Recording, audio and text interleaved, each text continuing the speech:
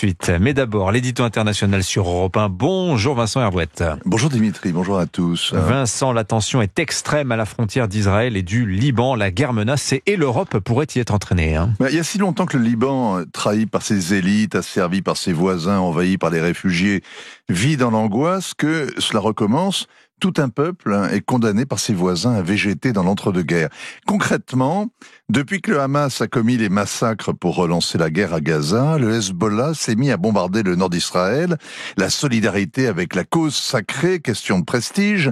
60 000 Israéliens de Galilée ont été contraints d'abandonner leur foyer par les tirs de roquettes. Et en face, côté libanais, ils sont 90 000 déplacés. Le Hezbollah se flatte d'avoir mené plus de 2000 opérations militaires contre l'entité sioniste. Ce sont des rodomontades. Mais la guérilla chiite a provoqué la mort de 25 Israéliens et Israël a répliqué avec des raids aériens et des tirs d'artillerie. Ils ont fait 400 morts. Depuis le 7 octobre, la frontière est donc une ligne de front.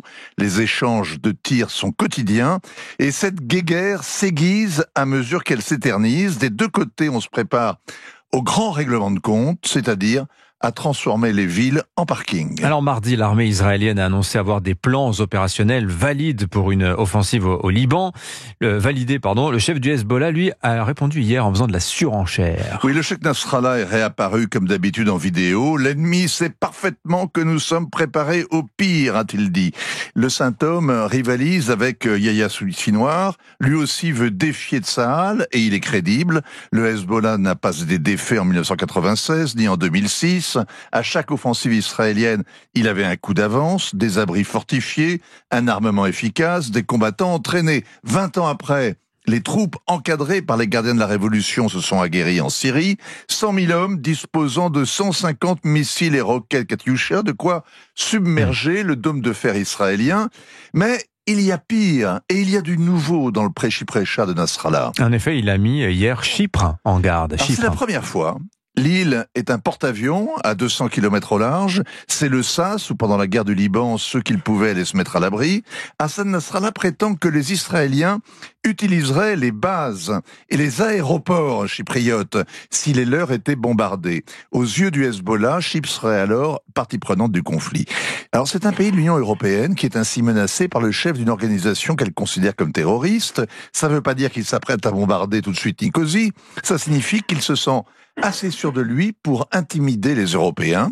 Il aurait tort de se priver. Ils sont paralysés par la guerre à Gaza, se contentant de phrases creuses pour masquer leur division. Et quand l'Iran leur prend des otages, ils regardent ailleurs, puis cèdent au chantage. On l'a encore vu ces dernières semaines en Suède et en France aussi.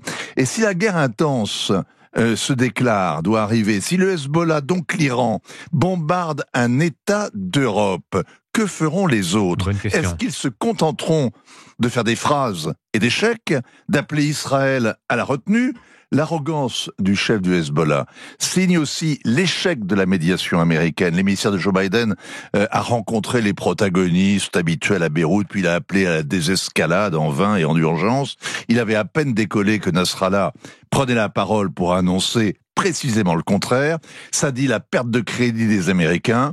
L'Occident, comme Israël, ne fait plus peur aux fous de Dieu qui croient possible de les mettre en joue impunément. Signature Europe 1, Vincent Hervouette. Merci beaucoup Vincent, 7h47.